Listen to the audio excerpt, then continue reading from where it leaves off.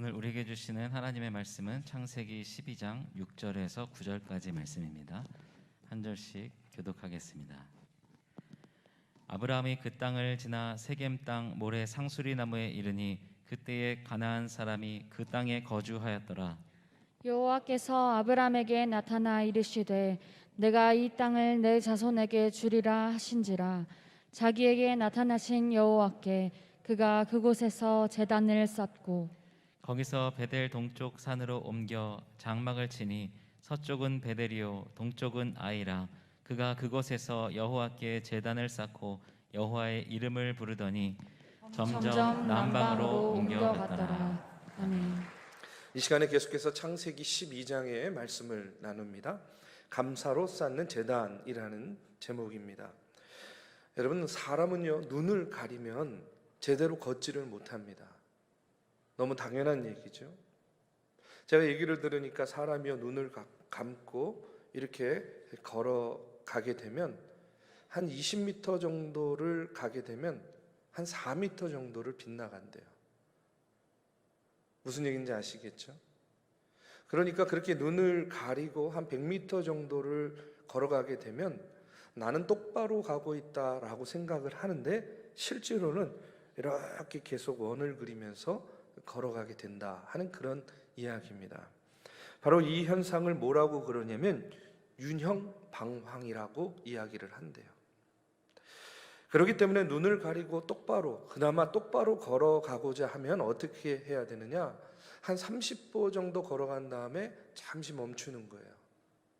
그 다음에 다시 또 30보 정도를 걸어가고 그 다음에 또 멈추고 호흡을 가다듬고 또 그 다음에 30보 정도 이렇게 걸어가면 그래도 조금이나마 눈을 가리고도 똑바로 걸어갈 수 있다는 그런 이야기입니다. 저는요 이 이야기를 들으면서 그런 생각했어요. 우리의 인생도 마찬가지 아닙니까? 우리가 눈을 뜨고 사는 것 같고 눈을 뜨고 걸어가는 것 같지만요 우리의 인생이라는 것이 한 치 앞도 예측할 수 없는 그런 광야 같은 길을 우리가 가고 있어요. 마치 눈을 가리고 가는 것과 같습니다. 나는 제대로 가고 있는 것 같은데, 나는 똑바로 가고 있는 줄 알았는데 나만 모르는데 남은 다 알아요. 지금 비껴가고 있는 거예요. 그러면 우리가 어떻게 해야 되겠습니까? 잠시 걸음을 멈추는 거예요. 그리고 호흡을 가다듬고 또 그 다음에 발걸음을 내딛는 겁니다. 또 그렇게 가다가 또 멈추고 다시 한번 또 호흡을 가다듬고 그 다음에 발걸음을 떼면 여러분 그나마 우리의 인생의 걸음도 광야 같은 인생길, 한 치 앞도 예측할 수 없는 인생의 길이지만 그래도 바른 길로 옳은 길로 우리가 나아갈 수 있게 되리라고 저는 믿습니다. 여러분, 우리가 한 치 앞도 예측할 수 없는 인생길을 가면서 너무 조급해서 너무 서두르다가 너무 빨리 가려고 하지 말고 잠시 멈추고 호흡을 가다듬고 여러분 새 출발을 하면서 나를 돌아보는 겁니다. 지금 나는 바른 길로 가고 있는가? 온전히 가고 있는가? 똑바로 가고 있는가? 이렇게 우리의 삶을 돌아보시는 저와 여러분이 되기를 바랍니다. 저는 오늘 이 예배의 시간이 우리가 일주일에 한 번씩 주회전에 나와서 드리는 이 예배의 시간이 잠시 우리가 우리의 걸음을 멈추고 우리 자신을 돌아보는 그런 시간이 되리라고 믿습니다. 오늘 이 시간 아브라함을 통해서 우리가 우리의 모습을 돌아보면서 오늘 우리가 하나님 앞에 어떤 예배자들로 서야 될지 오늘 말씀을 통해서 여러분 은혜 받으시고 우리도 그와 같은 예배자들이 되시기를 바랍니다. 먼저 우리가 이 땅에 살아가는데 가장 기본적으로 필요한 것이 무엇입니까? 우리가 이 땅 살아가는데 기본적으로 필요한 것은요 의식주예요. 그렇죠? 의식주. 너무 당연한 것이죠. 먹을 것이 필요합니다. 입을 옷이 필요해요. 그 다음에 우리가 살아갈 집이 필요합니다. 이 의식주가 우리 생활의 가장 기본이 되는 거예요. 그런데 오늘 본문에 나오는 아브라함에게 아브라함이요 당신은 이 세상을 살아나가는 데에 가장 우선이 되고 중요한 것이 무엇입니까? 하고 이렇게 묻는다면 아브라함이 어떻게 대답할까? 오늘 7절의 말씀에 보니까 이런 말씀이 나옵니다. 여호와께서 아브라함에게 나타나 이르시되 내가 이 땅을 내 자손에게 주리라 하신지라. 자기에게 나타나신 여호와께 그가 그곳에 제단을 쌓았다라고 나오고 있어요. 아브라함이요, 당신의 삶에 있어서 가장 우선이 되고 중요한 일이 무엇입니까? 오늘 말씀에 비추어 보면요, 아브라함은 제단을 쌓는 일이다 라고 이렇게 이야기하고 있는 거예요. 아브라함에게 있어서 가장 중요한 일은 제단 쌓는 일이었습니다. 그는 그의 발길 닿는 곳마다 제단을 쌓았다라고 이렇게 성경은 증언하고 있어요. 이 제단은 어떤 자리냐? 하나님을 향한 믿음을 표현하는 자리였습니다. 그리고 하나님의 인도하심을 받는 소통의 자리가 바로 제단을 쌓는 일이었어요. 제단을 쌓았다 하는 말은 오늘날의 말로 하면 뭡니까? 예배드렸다는 거예요. 예배드렸다는 겁니다. 다른 말로 하면 아브라함은 가는 곳마다 뭐 한 거예요? 제단을 쌓고 예배드렸다는 거예요. 왜 이토록 아브라함은 가는 곳마다 제단을 쌓고 예배하는 그런 삶을 살았는가? 그 이유는 저는 이렇게 말씀드리고 싶어요. 그는요, 하나님의 말씀을 믿고 신뢰했기 때문에, 하나님의 말씀을 믿고 신뢰했고 그 약속을 붙잡았기 때문에 그는 어디에 가든지 그 삶의 우선순위가 뭐에 있었습니까? 제단 쌓는 일, 예배하는 일에 있었다는 거예요. 오늘 7절 말씀을 다시 한번 읽어보면요, 여호와께서 아브라함에게 나타나 이르시되 내가 이 땅을 내 자손에게 주리라 하신지라 하고 이렇게 나옵니다. 이 땅을 내게 주리라 약속하신 분은 여호와 하나님이에요. 아브라함이 뭘 달라, 뭐 어떻게 해달라 요구하지 않았어요. 아브라함이 가만히 있는데 하나님이 아브라함에게 약속하셨습니다. 이 땅을 내게 주리라. 그런데 하나님의 이 약속이 끝나자마자 아브라함이 어떻게 합니까? 제단 쌓는 거예요. 아마 이런 심정이지 않았을까 생각해요. 하나님, 지금 그 말씀, 그 약속 절대로 물으시면 안 됩니다. 제가 그 약속 징표로 여기에다가 단을 쌓고 예배드립니다. 하나님 아셨죠? 절대로 지금 하신 그 약속, 이 땅을 내 자손에게 주리라 하신 약속 잊으시면 안 됩니다. 물으시면 안 됩니다. 아마 이런 마음과 이런 심정으로 아브라함은 하나님의 그 약속의 말씀을 듣자마자 제단을 쌓지 않았을까 하는 그런 생각을 합니다. 그저 형식적으로 쌓은 것이 아니라 그는 진심으로 단을 쌓고 하나님께 예배하고 있어요. 성경에 보면 지금 이 순간뿐만 아니라 계속해서 아브라함은 어디를 가든지 뭘 하느냐? 단을 쌓고 예배하는 삶을 살고 있습니다. 저는요, 오늘 아브라함의 모습을 통해서 먼저 깨닫는 것이 있어요. 하나님을 만난 사람, 하나님을 제대로 만난 사람은요, 제일 먼저 뭘 하느냐? 제단을 쌓습니다. 다시 말해서 예배드린다는 그런 이야기예요. 왜 그렇습니까? 예배야말로 하나님을 만나는 만남의 자리이기 때문에 그래요. 예배야말로 하나님을 만나는 그런 하나님을 만나는 자리요, 하나님을 만나는 통로구나 하는 것을 그가 깨달으니까 예배를 안 드릴래야 안 드릴 수가 없는 거죠. 그렇기 때문에 아브라함은 오늘 하나님의 약속의 말씀을 듣고 그 약속의 말씀을 믿고 그 약속을 붙잡고 제일 먼저 한 일이 뭐냐? 제단 쌓는 일, 예배하는 일이었다는 그런 이야기입니다. 아직 앞날에 어떤 일이 벌어질지 몰라요. 그러나 이제 아브라함은요, 무조건 뭐예요? 우리 식으로 말하면 믿고 보는 겁니다. 믿고 예배하는 거예요. 제단을 쌓는 겁니다. 저는요, 오늘 사는 우리도 마찬가지라고 생각합니다. 예배를 제대로 드리는 것이 저는 신앙생활의 핵심이라고 믿습니다. 예배를 삶에서 가장 중요한 것으로 여기는 것이 여러분 성도의 모습인 거예요. 이와 같은 것을요, 우리가 분명히 다시 한번 알 수 있는 그런 이야기가 나오는데 그게 뭐냐면 이스라엘 백성들이 광야에서 진을 짜서 행진을 하는 모습을 보면 이들이 얼마만큼 하나님을 향한 예배를 중요하게 여기고 예배 중심의 삶을 살았는지를 다시 한번 알 수 있어요. 여러분, 이스라엘 백성들은 광야에서 행진을 할 때에 12지파가요 동서남북으로 에워싸고 진을 만들었습니다. 그리고 그 진의 가운데에 뭐를 두었냐면 하나님의 언약궤를 뒀어요. 동서남북으로 사방으로 진을 짠 다음에 그 가운데에 뭘 뒀다고요? 하나님의 언약궤를 뒀어요. 그리고 그 지파들이 이제 광야를 행진할 때에 다 같이 움직입니다. 뭐를 중앙에 두고? 언약궤를 중앙에 두고.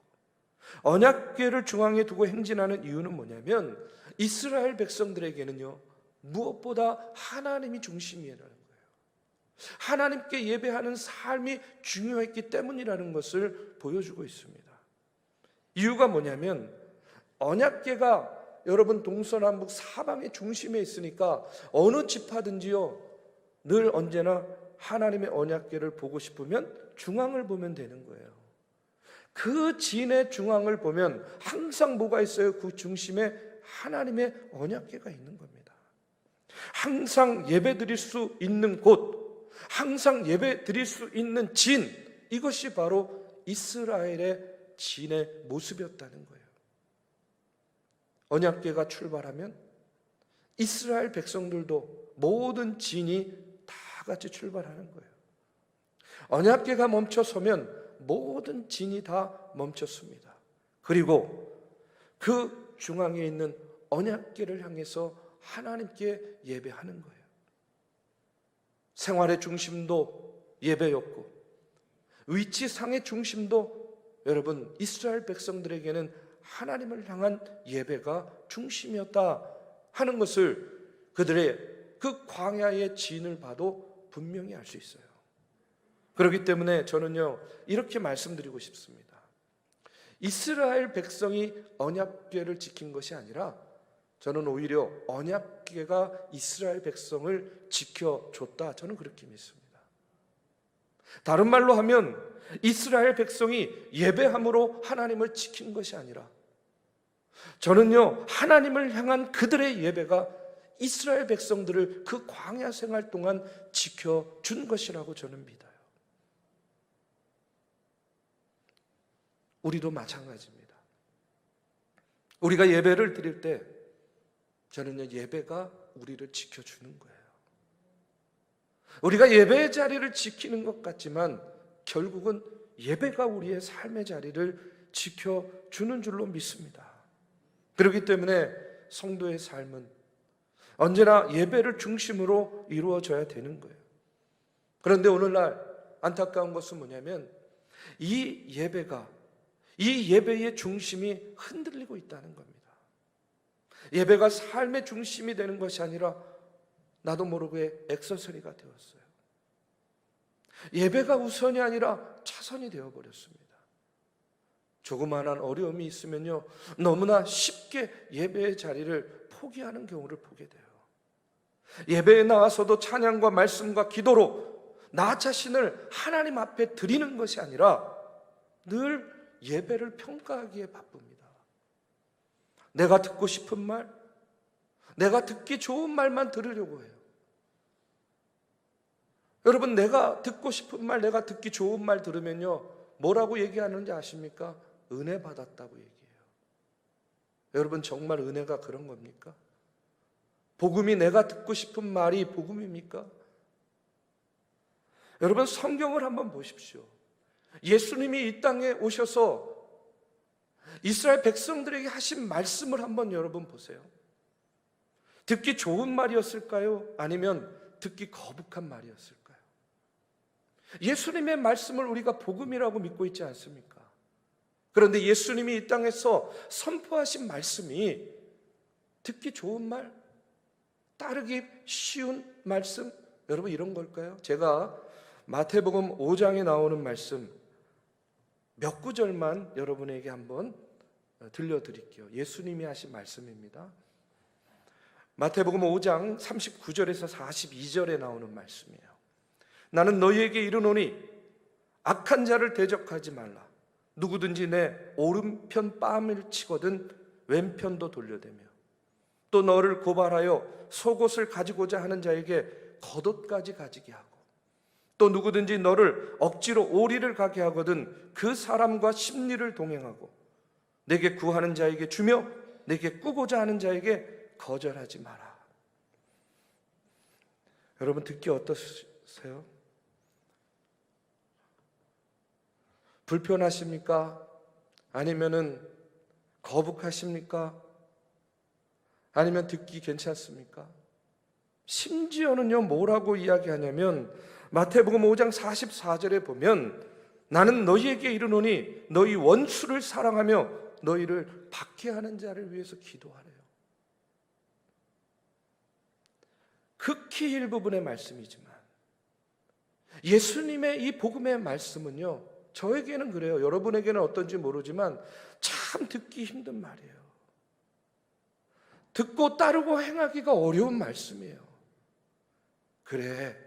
그래야지, 그렇게 살아야 되지, 머리로는 이해가 되고 동의가 되지만 절대로 여러분 듣기 좋은 말씀은 아닙니다.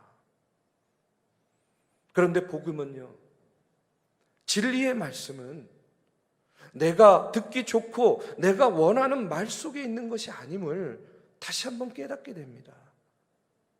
복음이라는 것은, 진리라는 것은 듣기 거북하고 불편하지만 그러나 그 말씀을 붙잡고 나를 돌아보고 나를 점검하고 내가 그렇게 살아보고자 몸부림치는 그 말씀, 저는 그것이 진정한 복음이고 그것이 오늘 예배 가운데 주시는 하나님의 은혜의 말씀이라고 저는 믿습니다.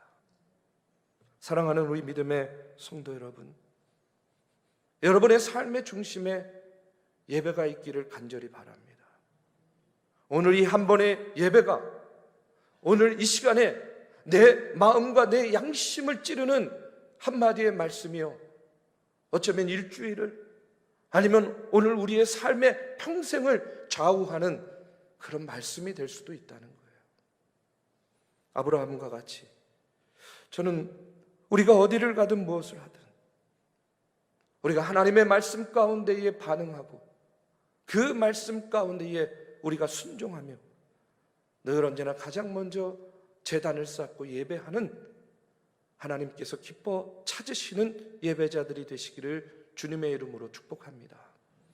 두 번째로 아브라함은요, 제단을 쌓는데 그냥 쌓은 게 아니라 그의 마음 가운데는 뭐가 넘쳤냐면 감사가 넘쳤다는 거예요. 지금 가나안에 도착해서 하나님께 단을 쌓는 아브라함의 모습을 한번 여러분 상상해 보세요. 5절의 말씀에 보니까 아브라함이 그의 아내 사레와 조카 롯과 하란에서 모은 모든 소유와 얻은 사람들을 이끌고 가나안 땅으로 가려고 떠나서 마침내 가나안 땅에 들어갔더라 하고 이렇게 나옵니다. 드디어 아브라함이요, 자신의 식솔들과 육축들을 데리고 하란을 떠나서 가나안 땅에 들어갔어요. 성경에 보면요, 문자적으로 보면 너무나 그냥 간결하게 설명을 하고 있지만 여러분 생각해 보십시오. 아브라함이요, 그 가족들, 육축들을 데리고 하란에서 가나안 땅까지 가는데 얼마나 많은 어려움이 있었겠어요. 하란에서 가나안 땅까지요, 헤브론까지가 거리가 한 600km 된대요. 600km. 뭐 600km 하니까 별로 감이 안 오시죠. 여러분 서울에서 부산까지가 직선 항공거리로 400km라고 합니다. 그런데 600km를 그 가족들, 식솔들, 육축들을 다 데리고 거느리고 그것도 걸어서 간 겁니다. 얼마나 험난한 길이었겠습니까? 얼마나 많은 어려움들이 있었겠습니까? 그런 어려움들과 그런 험난한 길을 걸어서 드디어 가나안 땅에 도착을 했어요. 자, 가나안 땅에 도착한 아브라함의 마음과 심정은 어떤 것이었을까요? 이제 드디어 가나안 땅에 도착했구나. 그 많은 어려움과 그 많은 역경들이 있었지만 하나님께서 우리를 인도해 주시고 보호해 주셔서 드디어 가나안 땅에 왔어. 제단을 쌓습니다. 예배를 드립니다. 그 마음 가운데에 안도감이 있고 그 마음 가운데에 여기까지 우리를 인도해 주신 그 하나님에 대한 감사가요 저절로 아마 넘쳐났을 거라고 생각해요.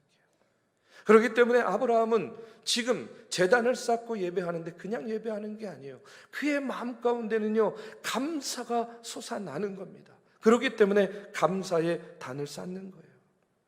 그런데 아브라함과 그 일행 보십시오. 그저 지금 가나안 땅에만 도착했을 뿐이에요.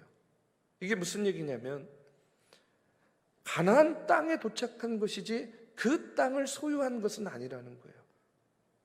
600km를 걸어서 가나안 땅에 도착했을 뿐이지만 이제 그들의 앞에는요 뭐가 있습니까? 가나안 땅에 정착하기 위해서 그 땅에 이미 거주하고 있는 가나안 족속들과의 싸움이 필요한 거예요. 어쩌면 걸어오면서 느꼈던 그 많은 숱한 고난과 역경보다도 이제 그 가나안 땅에 정착하려고 하면 더 많은 어려움들을 직면하게 될지도 모릅니다. 가나안 땅을 그냥 도착했을 뿐 이제는 그 땅을 자신들의 땅으로 만들어야 되는 그런 아브라함. 지금까지도 험난했지만 앞으로가 더 험난할 수밖에 없는 그런 아브라함. 그런 아브라함에게 하나님께서 뭐라고 이야기를 하시냐면 오늘 7절에 보니까 내가 이 땅을 내 자손에게 주리라 하고 이렇게 약속의 말씀을 던지는 거예요. 그러니까 아브라함이 어떻게 합니까? 또 단을 쌓는 거예요. 또 단을 쌓습니다. 내가 이 땅을 내 자손에게 주리라 하는 약속의 말씀을 붙잡고 단을 쌓는 아브라함에게는요 앞으로 펼쳐질 것들에 대한 걱정과 두려움과 염려와 근심이 한 방에 다 해소되는 그런 말씀이었을 거라고 저는 믿습니다. 아브라함은 하나님의 약속을 믿고 그 믿음으로 반응하며 단을 쌓고 감사로 예배를 드리고 있는 겁니다. 우리가 하나님의 말씀에 믿음으로 반응하는 방법이 여러 가지가 있겠지만 저는요 오늘 본문의 말씀에 나오는 것과 같이 아브라함과 같이 여러분 단을 쌓으시기 바랍니다. 그냥 단을 쌓는 것이 아니라 감사로 단을 쌓는 우리 믿음의 성도님들 되시기를 주님의 이름으로 축복합니다. 여러분에게 예배의 자리는 어떤 자리입니까? 저는요 예배가 달라지면 우리의 인생이 달라진다고 믿습니다. 제가 어릴 때를 기억해 보면 여러분 어릴 때 교회 학교 때 제가 배웠던 것은 예배를 잘 드리는 그 기준이 뭐였냐면요 조용히 하는 것, 움직이지 않는 것. 교회 학교 선생님들이요 맨날 얘기하는 게 그거예요. 야, 조용히 해. 움직이지 마. 떠들지 마. 심지어는요 옛날에는요 교회 학교 선생님도요 매를 들고 다니면서 예배 시간에 떠들면요 뒤로 불러가지고요 막 때리기도 했어요. 저는요 때리지는 않았지만요 어떻게 악독하게 벌을 줬는지 아십니까? 교회 학교 선생할 때 떠드는 애 있으면요 야 너 일로 나와. 그리고 뒤로 가게 해가지고요 너는 지금 예배 시간에 떠들어서 잘못했어. 자 예수님 십자가에 달린 것과 같이 이렇게 손들어. 그 다음에 양손에요 성경책을 쥐어주는 거예요. 그리고 이게 내려오면 안 되는 거예요. 내려오지 않게 이러고 있어. 예수님의 십자가의 그 고통을 한번 너도 느껴봐. 지금 생각해보면 제가 왜 그랬는지 모르겠어요. 그런데 저도 그렇게 교육을 받은 거예요. 예배의 기준하면 조용히 하는 것, 떠들지 않는 것, 움직이지 않는 것. 여러분 그 어린 아이들이요 어떻게 안 떠들겠습니까? 어떻게 각 잡고 앉아가지고요 예배를 드리고 예배 끝날 때까지 이러고 있겠냐는 거예요. 그러다 보니까 어떻게 되냐면 점점 예배에 대한 기쁨과 감격이 생겨요. 박수도 치고 싶어요. 찬양할 때 은혜가 되니까 일어나서 손을 들고 하나님께 영광의 모습도 보이고 싶어요. 근데 못하는 거예요. 왜? 조용히 해. 움직이지 마. 떠들면 안 돼. 이것이 예배 드리는 모습의 기준이 되어 있었기 때문에. 그런데 여러분, 물론 지금은 감사와 고백과 찬양이 없이는요 예배를 드리지 못합니다. 어떤 사람이 정말 예수님을 만났는지 안 만났는지는 예배 드리는 그 모습을 보면 알 수 있어요. 예수님을 만난 사람은 그 예배를 통해서 그 감사의 고백이 나도 모르게 흘러 넘칠 수밖에 없는 거 아니겠습니까? 아, 하나님이 나를 여기까지 인도해 주셨구나. 오늘 하나님이 나에게도 아브라함에게 했던 그 약속과 같은 약속의 말씀을 주시는구나. 그리고 때로는 성공해서도 아니요, 내가 원하는 대로 이루어져서도 아니고, 내가 듣고 싶은 말을 들어서도 아니고, 내 처지와 형편이 어떠하든지 그저 내가 이 자리에 나와서 예배할 수 있는 그 자체 하나만으로도 하나님 감사합니다 하는 그런 감사의 고백으로 예배 드릴 수 있는 거 아닙니까? 우리가 잘 알듯이요, 우리 성도님들 가운데는 지금 이 전에 나와서 저와 여러분과 함께 얼굴을 맞대고 예배 드리기를 간절히 원하지만 육신의 질병으로 인해서 이 자리에 나와서 예배하지 못하는 그런 성도님들이요 얼마나 많이 있습니까? 우리 잘 알고 있지 않습니까? 우리는요 이 예배 자리에 나와서 지금 예배하면서 감사하지 않을래야 않을 수 없는 그런 존재들이다 하는 사실을 여러분 우리가 다시 한번 깨닫게 되기를 간절히 바랍니다. 아브라함 보십시오. 미래에 대해서 보장된 것 아무것도 없어요. 그냥 하나님 말씀밖에 없습니다. 우리가 지난 시간에도 살펴봤지만 보여준 땅으로 가라는 게 아니잖아요. 보여줄 땅으로 가래요. 오늘 말씀도 보십시오. 아들 하나 없는데 이 땅을 내 자손에게 준다라고 말씀하는 거예요. 뭐 하나 된 것도 없습니다. 뭐 하나 손에 잡히는 것도 없어요. 그저 뭐예요? 그냥 미래에 대한 약속만 있을 뿐이에요. 그런데 아브라함은 그 말씀을 믿고 신뢰하고 붙잡고 여러분 감사로 예배하고 있습니다. 사랑하는 우리 믿음의 성도 여러분, 하나님께서는요 오늘 저와 여러분에게도 약속하십니다. 사랑하는 아들아, 사랑하는 딸아, 힘들지, 어렵지, 고통스럽지, 그러나 내가 너와 함께 할 거야. 내가 너를 인도해 주마. 너무 걱정하고 염려하지 마. 나와 함께 가자꾸나. 여러분이 하나님의 약속의 말씀을 듣고 믿고 붙잡으시고 감사로 단을 쌓는 저와 여러분이 되시기를 주님의 이름으로 축복합니다. 마지막으로 우리가 이 땅에서 제단을 쌓아야 되는 이유가 있어요. 그것은 뭐냐면 오늘 우리의 삶의 자리가 아직 완전하지 않아요. 불완전하기 때문에 우리는 날마다 예배하는 삶을 살 수밖에 없습니다. 오늘 8절과 9절에 보니까 이런 말씀이 나옵니다. 거기서 베델 동쪽 산으로 옮겨 장막을 치니 서쪽은 베델이요 동쪽은 아이라. 그가 그곳에 여호와께 제단을 쌓고 여호와의 이름을 부르더니 점점 남방으로 옮겨갔더라. 지금요 아브라함이 장막을 쳤습니다. 그런데 여러분 보시기에 동쪽은 뭐냐면 아이예요. 아이라는 것. 서쪽은 뭡니까? 베델이라는 것. 그러니까 베델과 아이 중간에 장막을 치고 단을 쌓고 예배합니다. 그런데 이 베델이라는 말의 뜻이 뭐냐면 베이트 엘, 하나님의 집이라는 뜻이에요. 그리고 반대쪽에 있는 이 아이라는 말의 뜻은 뭐냐면 폐허의 무더기다라는 그런 뜻이 있어요. 정반대죠. 자, 그러면요 아브라함이요 그 중간에 장막을 치고 단을 쌓고 예배를 드립니다. 그런데 만약에 예배하는데 여러분 이것이 무엇을 상징하냐면 감사로 단을 쌓고 예배를 하면 그것이 베델 하나님의 집과 같이 되지만 만약에 불평과 불만 원망으로 단을 쌓고 예배를 드리면 그것이 아이 폐허의 무더기와 같은 곳이 된다는 거예요.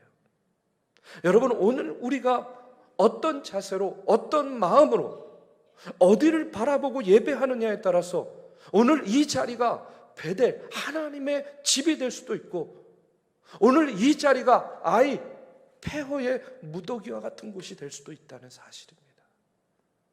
우리는 지금 그 중간에서 예배하고 있는 거예요. 저와 여러분의 예배가 베델을 바라보며 드리는 예배가 되기를 주님의 이름으로 축복합니다. 늘 감사로 예배하며 하나님의 약속의 말씀을 붙잡고 예배할 때에 우리의 예배는 하나님의 집에서 드리는 예배, 베델의 예배가 되는 것이요, 주의 전에 나와서도 나를 주님의 십자가 앞에 내려놓지 못하고 늘 불평과 원망으로 예배를 드리게 되면 우리는 아이를 향해서 드리는 예배, 그러면 그 예배의 자리는 폐허와 같은 그런 자리가 될 수밖에 없다 하는 그런 사실을 우리가 다시 한번 분명히 깨닫고, 오늘 저와 여러분이 드리는 예배, 우리 중앙교회에서 드리는 예배가 베델의 예배, 하나님의 집에서 드리는 예배가 되시기를 이 시간 주님의 이름으로 축복합니다.